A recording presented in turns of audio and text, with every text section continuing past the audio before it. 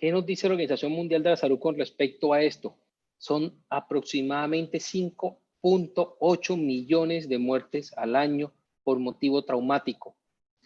De eso se calcula que solamente en Estados Unidos se consumen 500.000 millones de dólares anuales en atención de trauma. Fíjense el gasto económico tan grande que es esto para Estados Unidos, 500.000 millones de dólares anuales. Y a pesar de este gasto tan alto, en prevención solamente se invierte en lo equivalente a 100 centavos por persona. Entonces la pregunta es, para una enfermedad que nos afecta tanto al momento de la atención, ¿realmente será que esto es lo que debemos invertir en seguridad? Y si vemos y comparamos el trauma con otras patologías, pues miren cómo la cantidad de muertes, 5-8 millones de personas, miren cómo supera enormemente a las muertes que hay por VIH, por SIDA, por tuberculosis, por malaria. Y sabemos todo y todas las campañas y todo el esfuerzo que se le hace a estas enfermedades. Pero más allá de su impacto mediático y de toda la campaña de masivas que se hacen alrededor de estas enfermedades, realmente no tienen la cantidad de muertes que tiene el trauma. Y es que desde el 2009 la OMS nos publicaba este boletín donde el titular es muy diciente: los traumatismos, el problema sanitario desatendido en los países en desarrollo. La OMS calcula que si se invirtiera en prevención, tanto primaria como secundaria, alrededor de los accidentes de tránsito, pudiéramos salvar 500.000 vidas en los países en desarrollo. Imagínense, 500.000 vidas. 500.000 vidas que son muertes prevenibles si se hiciera una inversión adecuada, según la OMS. Entonces, realmente es una patología, es una enfermedad, es un efecto que no estamos atendiendo con la suficiente manera, y la OMS lleva más de 10 años de habernoslo dicho. Y si analizamos cuáles son nuestros números en Colombia, para centrarnos un poco, tenemos estas estadísticas del DANE, también una tabla un poco cargada, pero en las barras moradas podemos ver que aproximadamente Colombia tiene unos 50.000 a unos 56.000 muertes al año. ¿Y cuántos es de ahí el trauma? Pues el trauma nos ha alojado en el 2018 6.200 muertes y en el 2019 6.300 muertes. O sea que equivale a más del 12% de las muertes anuales. Equivalen a más del 12% de las muertes anuales. Realmente estamos haciendo el impacto, le estamos haciendo el esfuerzo de prevención suficiente para una patología que equivale al 12 a 15% de nuestras muertes al año. Y es llamativo, si uno analiza esta estadística, que los accidentes y la ocupación de las motos aumentó, siendo el 25% de las muertes a ser el 50%. Entonces la pregunta, con ese crecimiento exponencial que están teniendo las motos como accidentes, ¿estamos haciendo algo para controlar eso? Pero sigamos, entendamos cuál es la magnitud del problema. Si miramos trauma con estadística general, pues los traumas, hay aproximadamente 70.000 casos de patologías traumáticas atendidas al año en Colombia. Pero a pesar de eso, no hay un registro completo que nos diga cuántos fallecidos tenemos. En gran parte se debe a que tenemos un sesgo, y es que las muertes traumáticas se van a medicina legal. Entonces eso nos hace un sesgo de que muchas veces el médico, tratando de colaborar a la familia para que se puedan llevar a su familiar al entierro de la manera oportuna, trata de ver cómo hace, entre comillas, para que la muerte no sea traumática. Entonces muchas muertes por trauma se terminan, desde el punto de vista de los certificados, termina apareciendo que se mueren por infarto, por tromboembolismo pulmonar u otras cosas, que sí, esa fue la causa de muerte, pero se originaron a raíz de una hospitalización inicial por trauma. Entonces las muertes por trauma es un subregistro enorme, no tenemos muertes por trauma como dato general. Pero si lo comparamos contra el cáncer, tenemos 138.000 casos al año de cáncer en Colombia. Eso equivale a que el trauma genera la mitad de diagnósticos anuales que el cáncer. Una cifra importante. Pero si eso lo filtramos y miramos solamente los accidentes de tránsito y lo comparamos contra los diferentes tipos de cáncer, lo que tenemos es que accidentes de tránsito hay 36.000 casos de accidentes de tránsito anuales. Y de esos mueren aproximadamente, ya lo dijimos, 6.200, 6.300 anuales.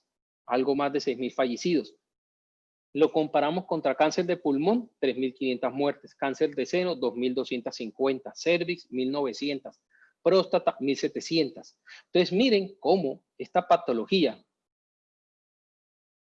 afecta y tiene un impacto en la mortalidad mucho mayor que muchos cánceres a los cuales les hacemos campañas de tamizaje que vemos todo el tiempo en el periódico, que vemos publicidad en la televisión. Entonces, realmente, a veces bombardeamos mucho por patologías que, si bien son importantes, no están generando el mismo impacto en mortalidad que los accidentes de tránsito o que el trauma. Entonces, la invitación de verdad es, prestémosle un poco más de atención. ¿Cuántos no conocemos hospitales reconocidos como hospitales oncológicos? No más en el 2018 se hizo una inversión de 20.000 millones de pesos para un hospital oncológico en Bogotá. Pero si miramos estas cifras, de golpe, el trauma puede tener un impacto más importante en salvar vidas que incluso la parte oncológica. No, la idea no es dejarlo oncológico a un lado, la idea es que entiendan cuál es la importancia y cuál es el impacto de esta patología traumática. Pero bueno, no todos mueren, hasta ahora hemos hablado de muertes. ¿Qué pasa con aquellas personas que sobreviven? Entonces hubo un trabajo que hizo la Universidad de Antioquia mirando los sobrevivientes, las personas que han padecido alguna patología traumática y calculando los años de vida perdidos por discapacidad y los años de vida ajustados por discapacidad. Eso significa que más o menos en estos 4 años, en Antioquia, en Medellín explícitamente, se calcularon 53.342 años de vida discapacitados. O sea, el total de la población que tuvo algún tipo de discapacidad, multiplicado por la cantidad de años que se espera que vivan, nos equivale a 53.342. Y esta es la forma en la cual la OMS nos da como parámetro para calcular cuánto es el impacto social de una enfermedad.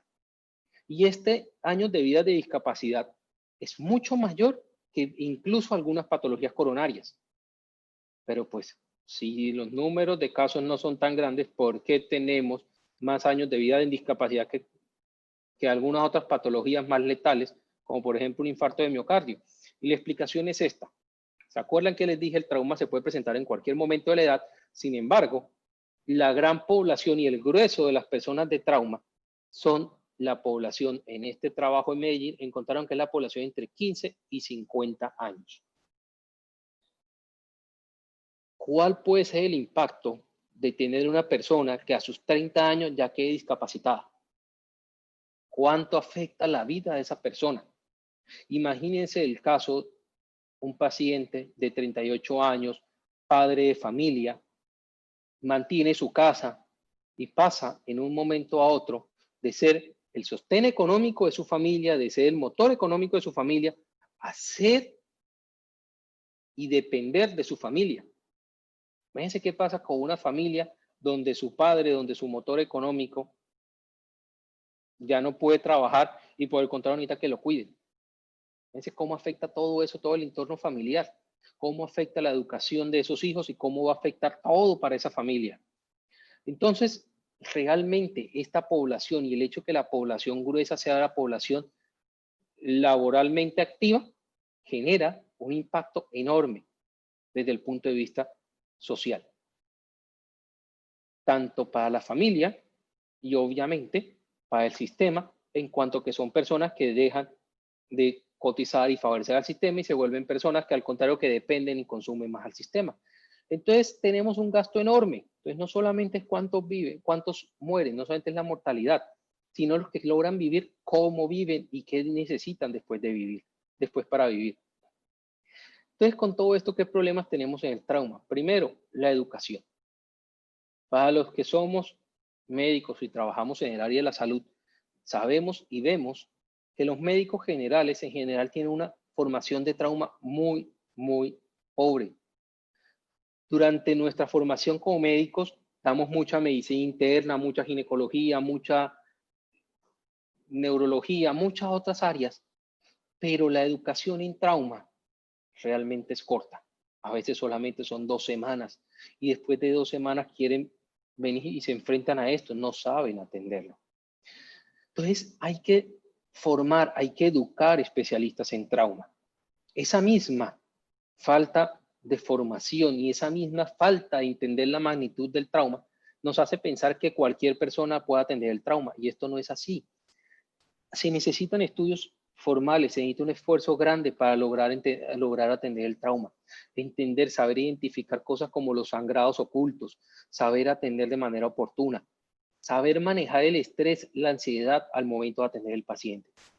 Entonces, realmente tenemos todavía mucho que mejorar desde el punto de vista de la educación y la formación de nuestros profesionales de salud. La inversión para la prevención, ya les dije, para Estados Unidos se calcula 7 centavos por persona. ¿Cuánto será esa inversión acá? Comparado con otras patologías que tienen un impacto menor o comparado con otras medidas. Y cuando hablamos de inversión para la prevención, vemos cómo la misma OMS nos habla que la prevención se hace mediante 4 pilares: vías seguras, velocidades seguras, usuarios seguros y vehículos seguros. Ahora yo me pregunto, ¿cuántos aquí conocemos vías que sean realmente seguras? Una vía segura es una vía que tiene una adecuada iluminación, que tiene unos espacios adecuados para los carros, que tiene unos espacios adecuados para que ande el peatón, para que ande la bicicleta. Entonces, ¿cuántas vías realmente conocemos así en nuestro país? Realmente son pocas. Y hay una cosa esencial y es que diferenciar los tipos de prevención. Desde el punto de vista de promoción y prevención, nosotros definimos una prevención primaria, que es antes de la enfermedad, prevención secundaria, que es cuando ya la persona se enfermó, y la prevención terciaria, que es el manejo de secuelas. Entonces tenemos una infraestructura deficiente para prevenir el accidente. Una vez se sucede el trauma, no tenemos en este momento una normatividad que favorezca la atención del trauma. Y al momento de manejar las secuelas, pues obviamente, si el paciente no es manejado de una manera oportuna, las secuelas van a ser más grandes a futuro. Entonces, en ese orden de ideas, la OMS nos habla de controlar la velocidad, de mejorar la infraestructura, de la vigilancia y cumplimiento de leyes, del liderazgo en la seguridad vial, de normas de seguridad, pero esto que es a lo que nos vamos a ceñir a hablar, de la supervivencia tras un accidente. Es decir, ya hicimos todo, abarcamos todos los posibles componentes para que la persona no se accidentara. Se accidentó. Ahora, ¿qué vamos a hacer? Entonces, miren esto tan llamativo. Cuando una persona va a 50 kilómetros por hora y se toma una distancia de reacción que en promedio está medida que una persona reacciona más o menos en un segundo, si va a 50 kilómetros por hora y ve algo a 35 metros, se alcanza a detener. Pero si va a 65, ya no alcanza a frenar al suficiente tiempo. Entonces eso quiere decir que nuestra capacidad, muchas veces, ¿cuántas veces estamos andando y andamos a velocidades mayores de 60 kilómetros por hora? Entonces, ¿y cuál es nuestra capacidad de frenar? ¿Cómo son las curvas de nuestras vías que sí nos permiten ver un objeto que está a más de 40 metros? Entonces vemos cómo muchas veces fallamos en esta estrategia de la velocidad y esto nos lleva a tener golpes más fuertes. Y es que la pregunta es si nos lesionamos, si el trauma es igual ahora que antes. Entonces, no más miren la diferencia de los dos vehículos. ¿Cuál será que va más rápido? ¿Será que es lo mismo estrellarse en el vehículo de la izquierda que estrellarse en el vehículo de la derecha? Probablemente no.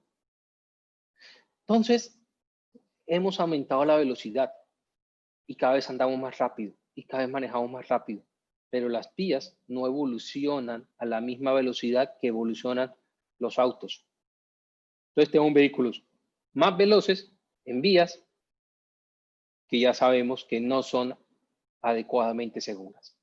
Eso nos va a llevar a que cada vez el accidente, el choque, el golpe va a ser más severo, con unas mayores secuelas, con una mayor afectación, con una mayor lesión.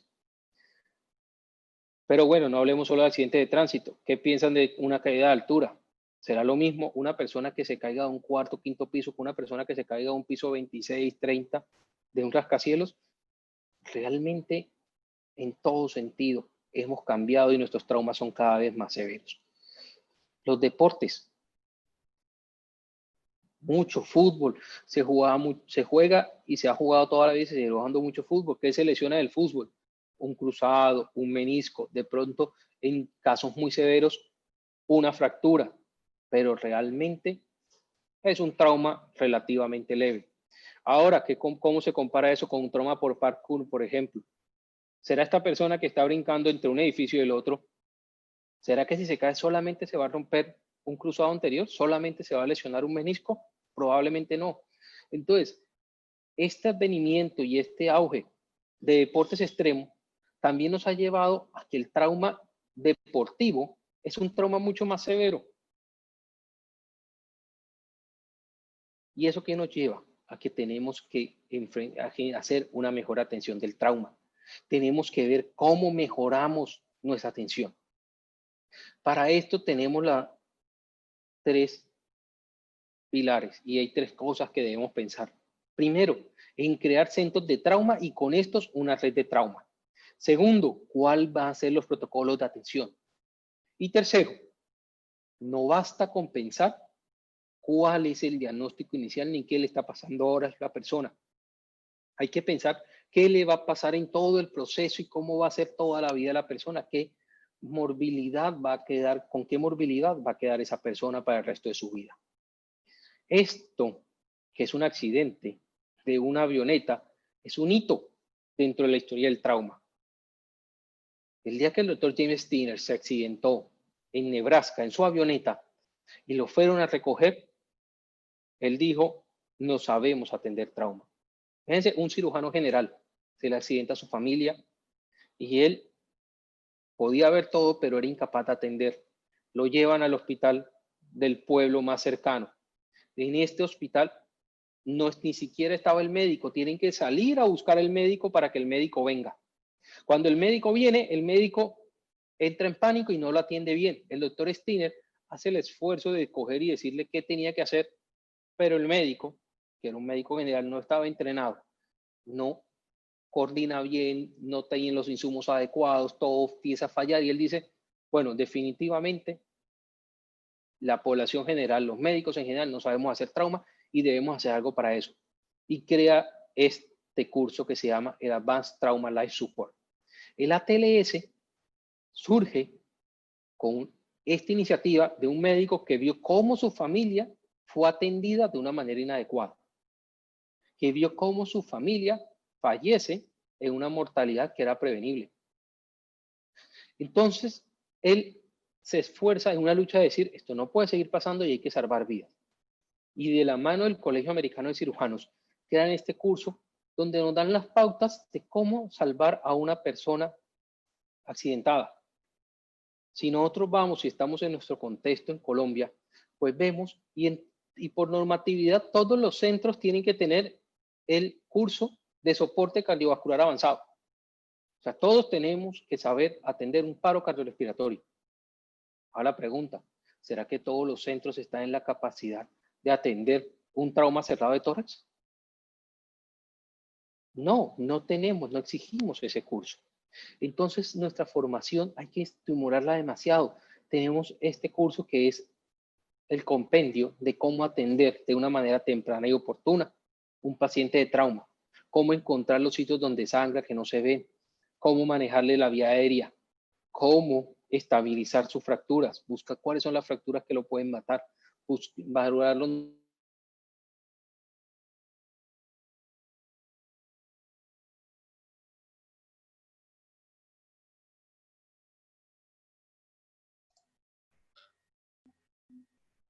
Un momento, por favor, ya ajustamos la parte técnica. Estamos con ustedes.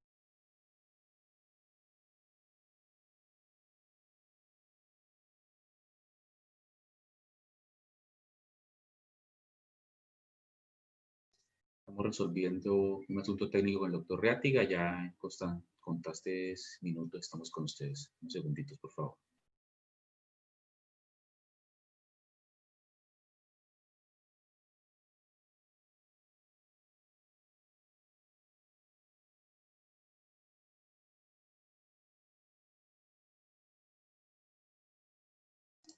Aprovecho el espacio para recordar las preguntas que tengan respecto a esta conferencia. Pueden irla colocando en el chat del grupo Zoom. Para el final de la conferencia del doctor Reátiga, resolverlas con él. También para los que nos quieran seguir por Facebook, también se puede compartir la conferencia en Facebook y seguirnos pues, por nuestras redes sociales. Buenas, ya, qué pena. Adelante, doctor.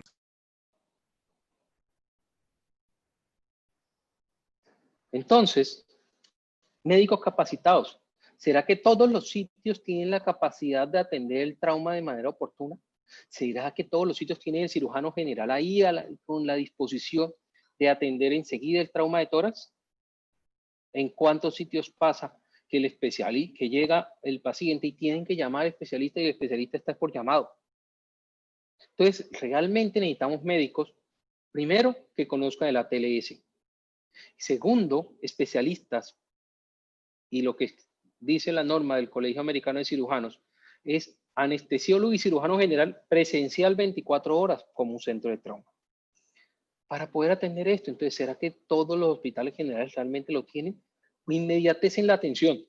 Ustedes piensan que un paciente con una herida por proyectil arma de fuego y con un taponamiento cardíaco secundario a esta herida, tiene la capacidad de esperar a que le acrediten, a que llamen a la aseguradora a ver si autoriza la atención? No, el trauma no da ese tiempo. El trauma hay que salir corriendo a atenderlo de una vez. Entonces se necesita que la institución tenga la capacidad de que el paciente llegue y salga de una vez a su proceso de atención sin trámite, sin espera, que haya la posibilidad de conseguir la sangre y todos los recursos que el paciente necesita. Y evidentemente, como cualquier institución seria, una creación de un registro de trauma, donde sepan qué están atendiendo, donde sepan cuáles son las patologías traumáticas que más atienden, cuáles son sus resultados. Y todo esto va a generar de la mano una formación docente. Este es un caso muy llamativo. Piensen en este accidente. Entonces, ven este accidente y uno dice, bueno, ¿cómo habrá quedado la persona después de este accidente? Resulta que viene la ambulancia y el paramédico atiende al paciente. De lo que el paramédico atiende al paciente, el paramédico tiene que decidir a dónde va a enviar el paciente. Y todas las personas dicen al sitio más cercano. Y el paciente lo llevan al sitio más cercano y lo llevan a un puesto de salud. ¿Será que este puesto de salud está en la capacidad de poder atender ese paciente que se volteó en la camioneta? ¿Será que aquí van a tener la sangre? ¿Será que van a tener la capacidad de hacer el hemograma del tiempo necesario? ¿Será que van a tener el cirujano general y el anestesiólogo presencial esperando que llegue? Pues de golpe no. Entonces, ojo con eso. No hay por qué trabajar y esperar trabajar a lo MacGyver. No hay por qué pensar que llévenlo al sitio más cercano y allá se las arreglan sea como sea. No, no es el sitio más cercano. Ojo, que el tema es tiempo. Y si comparamos tiempo versus distancia, desde las mismas aplicaciones nos lo dicen. El tiempo y la distancia dependen en qué se movilice uno. No es lo mismo recorrer 200 kilómetros en un vehículo, en un carro, que más o menos se demora 3 horas y media, a recorrer estos mismos 200 kilómetros en un helicóptero. El helicóptero puede ir tranquilamente a 400 kilómetros por hora. Entonces, por favor, la preocupación no debe ser cuánta distancia, no debe ser llevémoslo ya. No, la preocupación es llevarlo en el menor tiempo posible a un sitio donde lo puedan atender de una manera adecuada.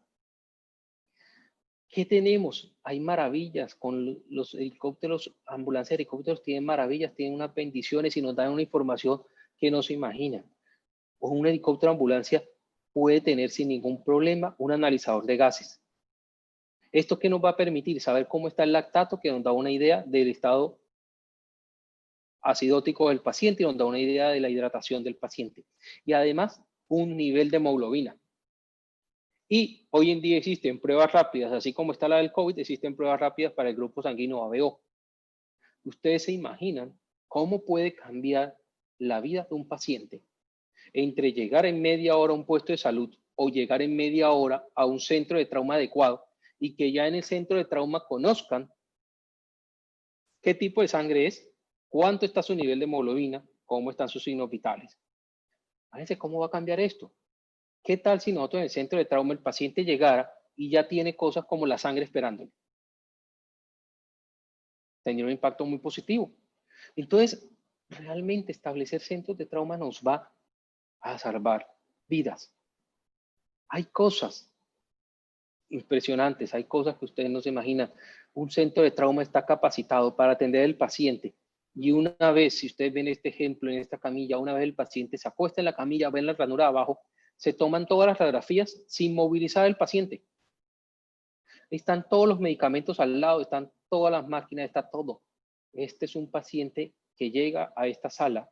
En esta sala ya puede tener la sangre esperándolo, los líquidos esperándolo, están todos los catéteres, están el carro de paro, está la posibilidad de hacer un tubo de tórax y está la posibilidad de tomar las radiografías y todo eso sin que el paciente salga de la sala.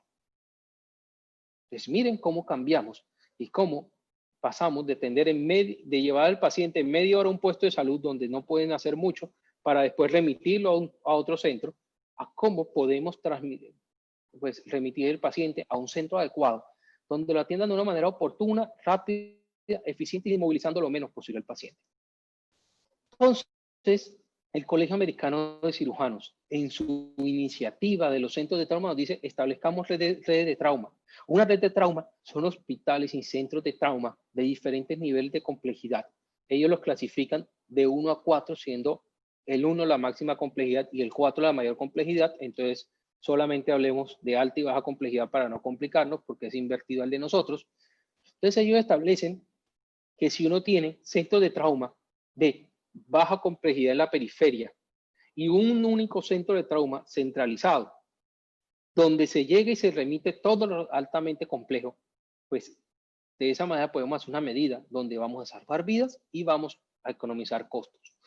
La idea y la propuesta del Colegio Americano es una estrategia que ya se trabajó hace muchos años en Hannover, en Alemania, donde llega los paramédicos y los paramédicos establecen, al valorar el paciente rápidamente, establecen y dicen, este paciente se puede ir al centro de trauma cercano o este paciente toca remitirlo y que vaya a que lo atienda en el centro de alta complejidad.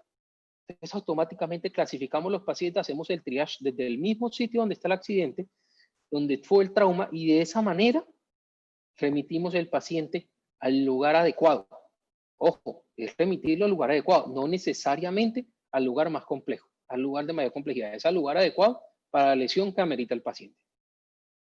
Entonces, este protocolo Salve Vidas es un manuscrito de la OMS que salió ya hace más de 4 años, que nos dice, primero, paciente adecuado. Segundo, la institución adecuada. Y tercero, el momento adecuado. Entonces, cuando uno establece el paciente adecuado, lo lleva en el momento adecuado, al centro adecuado, va a salvar vidas. Esa es la invitación que nos está haciendo la OMS hace muchos años. Y es lo que hacia donde de alguna u otra manera debemos empezar a trabajar. Entonces, ¿qué retos tenemos para futuro? Primero, organizar centros de trauma. Miren esta imagen tan bonita del centro de trauma de Penn, donde no solamente está la ambulancia abajo, sino que está el helicóptero arriba. Están preparados para recibir al paciente como sea, por donde sea y del sitio que sea, pero llegar y atenderlo de una manera express con todo lo necesario. Y repito esta imagen porque esto es esencial, la educación, la formación. Hay que educar a la gente en la atención de trauma. La población general no tiene la suficiente educación de atender el trauma. Pensamos que todos los cirujanos pueden atender trauma. ¿Será que el cirujano general que está dedicado a hacer cirugía bariátrica, que hace cirugías programadas, será que tiene la capacidad y la pericia para atender un trauma de emergencia? ¿Será que es la persona más adecuada? ¿O será necesario realmente que identifiquemos especialistas en trauma. Entonces, el trauma hay, así como ya lo dijimos, como hay oncólogos, como hay temas cardiovasculares, como hay centros ginecológicos, debe haber centros de trauma que conozcan el trauma, que sus protocolos estén preparados y estén basados en la atención de trauma, para así poder salvar vidas. Entonces, como conclusiones, primero, el trauma ha aumentado tanto en su cantidad como en la magnitud y en su severidad.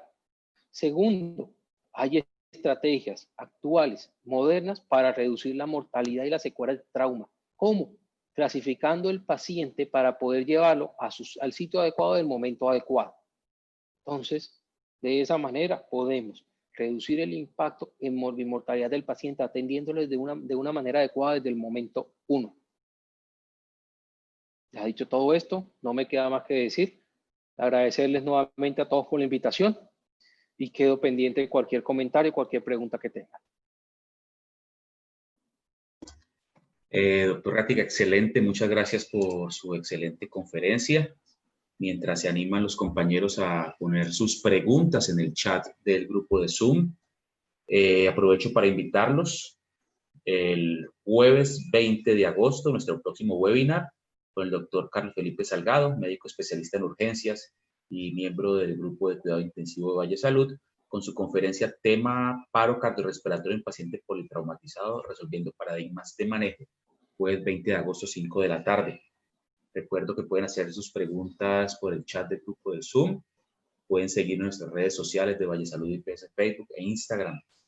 Aprovecho, doctor, para que empecemos con algunas preguntas. Claro. Muy interesante, pues, el énfasis que hace usted en la capacitación, ¿no? En el talento humano capacitado para la atención del paciente de trauma. Teniendo conocimiento de nuestras capacidades económicas como lo que es Colombia, el nivel de la economía que tenemos, la posibilidad de inversión al respecto, ¿cuál sería de pronto ese mínimo estándar que usted construiría en un centro de trauma diseñado bajo su conocimiento? El mínimo, y hablo del talento humano. ¿Qué talento humano le gustaría tener a usted en un centro de trauma para responder a las necesidades de trauma que tiene nuestro país? Bueno, realmente cuando uno analiza el talento humano que se pide para un centro de trauma, no es tan complejo. En cuanto a lo que se pide en cantidad de personas. ¿Qué se pide? Médicos generales en urgencias, entrenados por ATLS. Es muy asequible. Cirujano, anestesiólogo, presencial 24 horas. El resto de especialidades, ¿cuáles son? Ortopedia, neurocirugía, que estén disponibles a por lo menos a 1 hora de llamado. A máximo 1 hora de llamado, perdón. Y el resto de especialidades, como son urología, de pronto otorrino, cirugía plástica, que pueden tener algo de trauma, pero no es el grueso ni de ser fuerte, pueden estar incluso hasta 12 horas. ¿Cuál es el objetivo de esto? Y si uno piensa en trauma, entiende el motivo. ¿Cuáles son las patologías que matan? ¿Qué es lo que mata a un paciente urgente? Los traumas craneoencefálicos, el trauma de tórax, el trauma de abdomen y, en el caso de ortopedia, fractura de pelvis o huesos largos. Entonces, de esa manera, lo más urgente que se tiene que hacer, urgente, es vía aérea, tubo de tórax, manejar esto, lo maneja cirugía general. Entonces, eso es lo que nos pide el Colegio Americano de Cirujanos para un centro, en cuanto a talento humano, para un centro de nivel 1, pues un centro de alta complejidad en atención de trauma. Ok, doctor, muchas gracias. Me gustaría que considerara en su centro de trauma al especialista en medicina de urgencias, doctor, que pueda ayudar a coordinar esa orquesta desde la unidad de urgencias. Lo que sucede de alguna u otra manera, bueno, sí, no vamos a discutir que evidentemente pues la UCI, estamos hablando desde el punto de vista de la atención de urgencias, ya ¿qué necesitamos? Hospitalización, la urgencia, la unidad de cuidados intensivos, que deben estar funcionando 24/7, y dentro de la UCI, evidentemente debe estar el intensivista. Digámoslo que con respecto a esto, más que todo lo que el colegio dice es que debe haber pues la UCI con todo lo que requiere. Ok, doctor, muchas gracias. Hay una pregunta por aquí del público. ¿Cuáles son las patologías específicas para una clínica de alto nivel? Supondría yo, pues, una clínica de alto nivel, un centro de trauma, doctor. Hablamos y la respuesta le pide a la persona que me diga si lo quiere que se lo enfoque desde el alto nivel de un centro de trauma nivel 1 o en Colombia. De alguna u otra manera entendámoslo así. El funcionamiento y lo que trata de hacer la escuela de Hannover es, con esta estratificación de los pacientes, es que los pacientes que tienen patologías letales, que necesitan una unidad de cuidado intensivo, que necesitan un manejo urgente, se vayan de una vez a la alta complejidad. En ese orden de ideas, ¿cuáles son los pacientes que se van a alta complejidad? Obligatoriamente los pacientes politraumatizados que tengan traumas en el tórax, trauma en el abdomen, trauma encefálico, sospecha de fracturas de pelvis. Esos son los que se dan urgente porque son los que requieren la atención urgente. Los otros pacientes se podrían atender en un centro de trauma nivel 2 o 3 o incluso 4 según lo refieren ellos. Y en el caso de Colombia, de alguna u otra manera, la invitación es que al centro de alta complejidad vaya todo paciente que por su sospecha diagnóstica uno piensa que pueda llegar a requerir uso. Perfecto, doctor, nos queda muy claro. Una pregunta, doctor. En su presentación nos quedó muy claro la importancia que pudo haber tenido en ese accidente de tránsito que nos mostró un traslado helicoportado en ese escenario. ¿Qué tan cerca ve usted en nuestro país la posibilidad de contar con ese transporte helicoportado? ¿Será que la legislación y las entidades lo permitirán? Pues mira, realmente en Colombia hay helicópteros ambulancia. Lo que sucede de alguna u otra manera es que no solamente y a veces es un problema de normatividad, pero se vuelve un problema combinado entre normatividad y las instituciones y el personal, porque no podemos esperar que la normatividad nos diga y nos solucione y nos diga aquí está la ambulancia, aquí está el helicóptero, llama a esta línea y le conseguimos el helicóptero.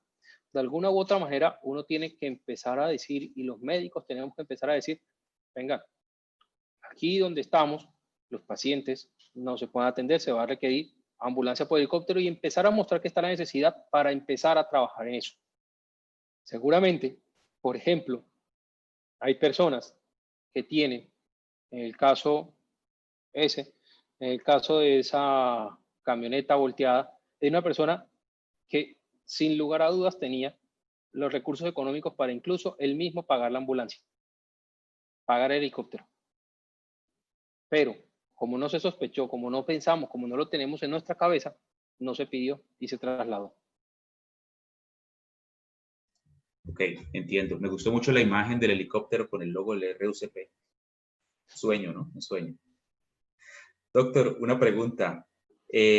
Aprovecho pues su presencia como ortopedista y traumatólogo y su especialidad en cirugía reconstructiva de cadera y rodilla. Hablando del escenario de un centro de trauma en un paciente con una fractura inestable de pelvis en shock, ¿cómo debería responder en Colombia un centro de trauma a ese paciente choqueado con una fractura inestable? Crítica, ¿con qué debería contar? Mira, la fractura de pelvis tiene unas particularidades y la primera medida en todos los centros de nosotros, yo tengo en la camilla de urgencia, en la camilla de reanimación, tengo una fronda y tengo una sábana puesta. La idea es que cualquier paciente con sospecha de fractura de pelvis, apenas llegue a la institución, se les ponga la fronda. No esperamos que llegue el paciente para buscar la fronda. La fronda está en la camilla esperando al paciente. Entonces, esa es la primera medida. Si pasada la fronda el paciente sigue inestable, ya pasamos a la fijación externa, bien sea o porque ya no podemos seguir dejando la fronda por tiempo porque se forman úlceras por presión o porque necesitamos estabilizar más al paciente. Entonces pasamos a una fijación externa. Si aún así con la fronda, con la fijación externa, el paciente sigue inestable, hay dos opciones grandes. La primera opción es un empaquetamiento pélvico, idealmente hecho por ortopedia. La segunda opción, que la hacen en algunos centros, sin embargo, no está muy ampliamente difundida, más que todo por lo que se necesita es la posibilidad de hacer ocluir con técnicas endovasculares mediante un catéter que se llama un catéter REBOA. Llevan el catéter hasta las arterias, hasta las venas, y ocluyen la vena, pues el sangrado es principalmente del plexo venoso, entonces ocluyen la vena de esta manera para el sangrado. Pero realmente es algo que no está en todos los centros y que no está muy estudiado, ni muy difundido, ni aparece en las guías. Está descrito como una alternativa, pero no es la primera línea de manejo, porque no todos los sitios está disponible hacer un catéter REBOA a cualquier hora. Y la otra medida, además del empaquetamiento y el cateterismo, es estabilizar la pelvis en la parte posterior. Para esto hay un clamp que se denomina clamp en C, que está escrito en Colombia, creo que solamente lo tiene el Hospital Pablo Tobón Uribe, pero podemos hacerlo con técnicas percutáneas que son sencillas, que son rápidas de hacer y podemos estabilizar la pelvis posterior de una manera muy rápida, unos 20 minutos, tal vez menos, si uno acomoda y tiene todos sus etapas adecuados para estabilizarlo. Entonces, estabilización anterior con la fronda, luego fijación externa, controlar el sangrado mediante empaquetamiento o REBOA y en situaciones más extremas, estabilización posterior. Ese es el abordaje de un paciente con una fractura de pelvis que persiste inestable. Ok. ¿Cree usted que Fundación Campbell y Valle Salud podamos soñar con tener REBOA? ¿Lo cree usted dentro de su conocimiento y lo que nos contaba ahora? ¿Podemos contar esto? ¿Sería útil que contáramos con eso para sus pacientes? Pues nosotros actualmente con los cirujanos generales estamos trabajando ya toda la parte para el estudio, para este orden de ideas. ¿Qué problema tuvimos? Específicamente los catéteres con los cuales lo enviamos a que se entrenara, no los tenemos en Colombia. Entonces se nos volvió un problema que ya no podemos solucionar nosotros y estamos viendo a ver qué podemos hacer con el doctor Richard Smaira, cómo podemos conseguir estos catéteres o cómo podemos hacer, pero digamos que ya en cambio contamos con el cirujano general entrenado para hacer este cateterismo venoso. Perfecto, doctor, muchas gracias. Bueno, le cuento que aquí en el grupo del chat pues hay múltiples felicitaciones de casi centenar de asistentes. Hay una pregunta que no me queda muy clara del doctor José Rafael Dangón. El doctor José Dangón lo que está diciendo es que una de las patologías que requiere ante la sospecha que hay que enviar a un hospital de alta complejidad es un paciente con sospecha de fractura de columna. Sin lugar a dudas, un paciente con sospecha de fractura de columna se tiene que atender en un centro de alta complejidad. Perfecto, excelente. Una última pregunta, doctor. Como centro de referencia de trauma en Latinoamérica, ¿algún modelo para seguir que usted conozca? Pues mira, realmente en Latinoamérica, ¿qué sucede? Los centros de trauma, realmente quien avala un centro de trauma es el Colegio Americano de Cirujanos. Son los que de alguna u otra manera es la entidad que coloca el sello, digámoslo así. El Colegio Americano de Cirujanos para Latinoamérica todavía no tiene regulado cómo va a ser la certificación. Entonces, actualmente, si bien hay muchos centros, sobre todo en Brasil hay muchos centros que se consideran centros nivel 1, de alguna u otra manera son autodenominados porque no está el sello de esta entidad. Pero en ese orden de ideas, no lo tenemos. Si uno va y va a pensar en trauma y quiere tener un ejemplo de cómo formar un centro de trauma, sin lugar a dudas, el sitio más interesante y digamos que el faro en esto es el Hospital de Hannover, es el centro de Hannover, es el sitio por experiencia donde pensaríamos. Ok, doctor, hay una pregunta adicional que acaban de poner aquí. Dice, falta capacitación, sin embargo, se evidencia, según el Ministerio de Salud, una baja proporción de médicos especializados egresados anualmente en el país. Pregunta, ¿consideraría usted que esta baja oportunidad de cupos para la especialización de los médicos va en relación con el alto costo que genera este personal para el sistema?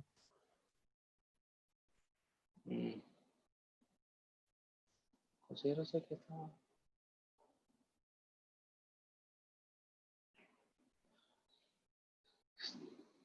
Me gustaría que la persona pues le aclarara un momento un poco más porque no entiendo claramente la pregunta. O sea, entiendo que si el sistema lo que desea es que no haya más médicos especialistas porque el especialista es muy costoso. Eso entiendo yo, sí, entiendo lo mismo Eso es que lo que entiende entiendo. usted. Sí, señor. Realmente lo que sucede es que nuestro sistema de especialización médica es un sistema que busca primero garantizar la calidad por encima de la cantidad. Si nosotros vamos a otros centros, a otros países, los sistemas de especialización son centrados en hospitales, no en universidades. De esa manera, prácticamente cualquier hospital puede formar especialistas y más o menos ahí se cumple ese requisito de especializarse. En Colombia, lo que se busca es que las universidades certifiquen que tienen la capacidad completa para poder atender, para poder suplir de una manera integral toda la formación que necesita ese especialista. Y esto va de la mano de lo que hemos estado hablando. Si uno piensa en la formación de un ortopedista y traumatólogo, estar en un centro de trauma es clave. Ahora la pregunta, si realmente es un centro de trauma, por ejemplo, ¿cuántos tumores óseos va a manejar?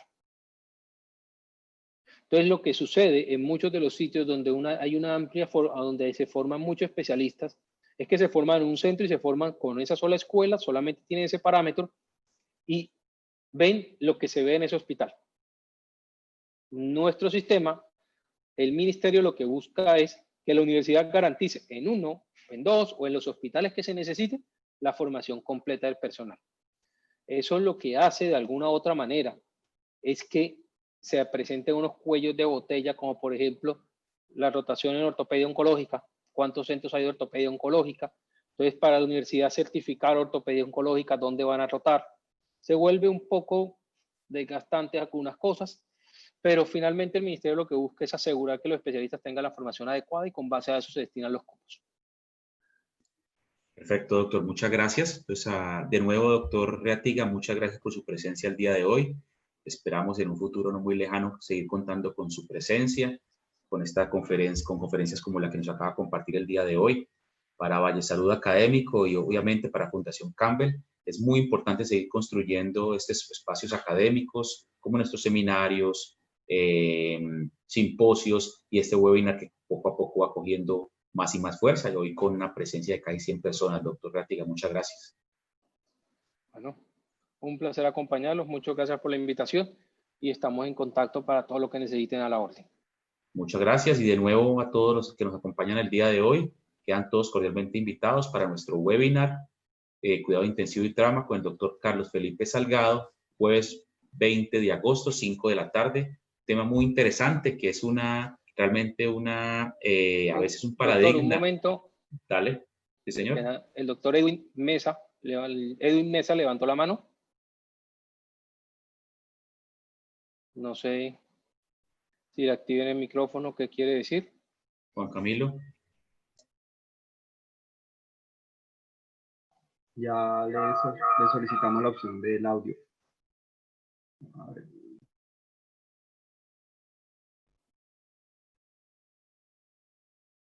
Edwin, ¿tienes el micrófono abierto?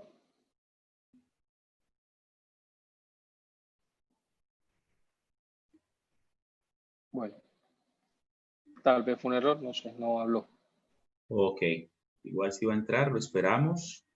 Recordándoles pues nuestra reunión del jueves 20 de agosto en el webinar Reanimación del paciente en paro cardiorrespiratorio asociado al trauma, ¿no? Paciente politraumatizado, resolviendo paradigmas de manejo. Los que no hemos enfrentado a casos como esto en la unidad de urgencias, en quirófano o en la unidad de cuidado intensivo, realmente es un reto inmenso saber cuándo, cómo y hasta dónde reanimar paciente de trauma, qué tan probable o poco probable que salga adelante. Entonces, todos cordialmente invitados para el jueves 20 de agosto, 5 de la tarde. Nos pueden encontrar en la página www.vallesaludips.com/webinar, donde se pueden inscribir todos aquellos que estén interesados en este seminario. Seguiremos construyendo nuestro webinar académico con la ayuda de Valle Salud Académico y de la Fundación Campbell. Sin más preguntas por hoy, muchísimas gracias a todos por su atención y que tengan una feliz tarde. Muchas gracias. Gracias a todos.